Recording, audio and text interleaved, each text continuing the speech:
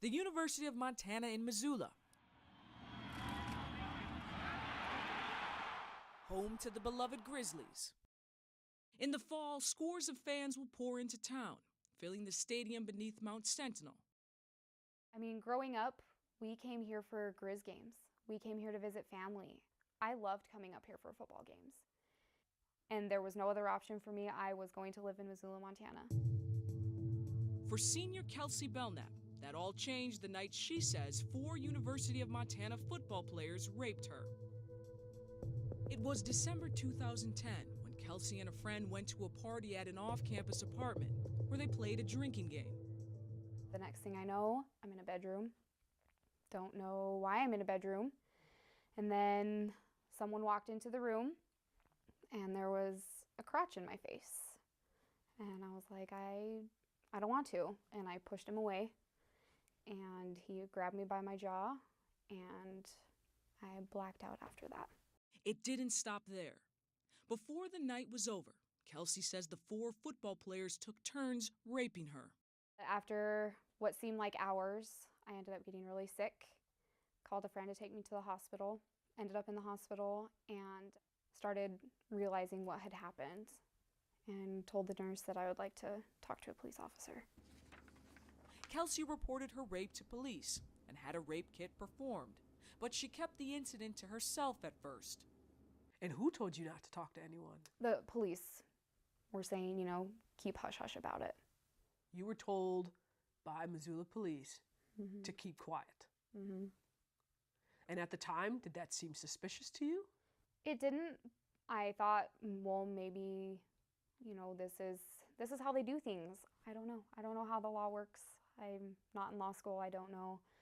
So I just was listening to the authorities, listening to people that I thought I could trust. Eventually, the university investigated her case, which led to the punishment of 3 of the players and the expulsion of another, but no criminal charges were filed. Football is king. Those boys walk on water. They can do no wrong, and they can get away with murder almost, it seems. Kelsey's attack was one in a string of sexual assaults involving University of Montana football players, earning Missoula the title Rape Capital of America in news coverage. Public outcry over the number of assaults and the low rate of prosecution led to a 2012 Department of Justice investigation into how rape cases were handled. The university signed an agreement with the DOJ agreeing to policy changes, including training university employees how to investigate and resolve reports of assault and conducting annual surveys of students. The university fired both the football coach and athletic director. In a letter to the university, the DOJ said the agreement will serve as a blueprint for colleges and universities throughout the country to protect students from sexual harassment and assault. The school has been criticized, and there's also been banner headlines. This is the rape capital, this is the rape campus. I mean, it has been pretty egregious in terms of how the University of Montana has been looked at. Do you think that was a fair assessment? No. No, I don't think anybody here does, and I think the Missoula community was heartbroken. I think the campus community was heartbroken to be called that. Since the DOJ agreement, there have been 22 reports of sexual assault to the university, including 4 incidents of rape. 1 student has since been expelled, while 4 formal investigations are ongoing.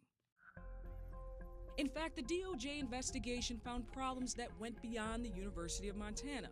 It discovered the local prosecutor at the time, County Attorney Fred Van Valkenburg, had pursued charges in only 14 out of 85 reports of sexual assault referred for prosecution. In its report, the DOJ said the county attorney's office disregarded sexual assault incidents to the point of putting women in Missoula at increased risk of harm.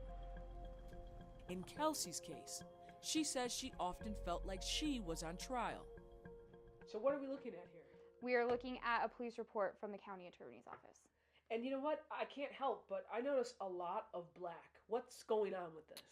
These are all the statements made by the other parties that I am not allowed to see.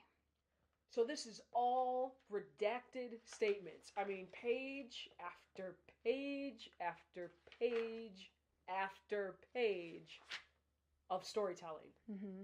You're only able to see your statement. Mm-hmm. What was the reason you were given? That it was an invasion of privacy. And how do you feel about that response? In this case, I'm the victim. My privacy was way more than violated. So why do I not have the right to read what happened to me? Kelsey's case was closed because the county attorney's office said it couldn't prove she didn't give consent. You were drinking. Mm-hmm. Your blood alcohol level was? 0.219. I mean, so you were drunk. Mm-hmm. Under Montana law, a victim who is incapacitated is incapable of consent. And what were you told?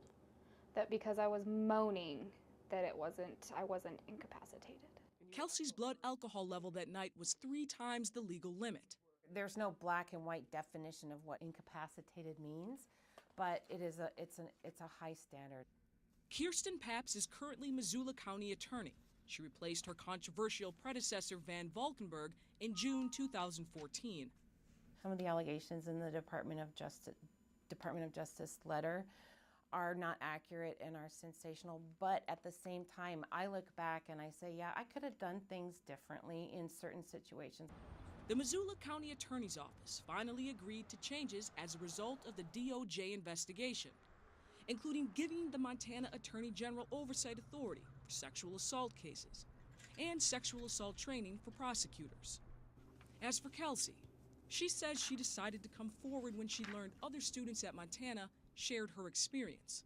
I'm not going to let something like this control my life. Absolutely not. I lost control one night and look where it got me. I'm not going to let them have any power over me not going to school. Education is very important to me.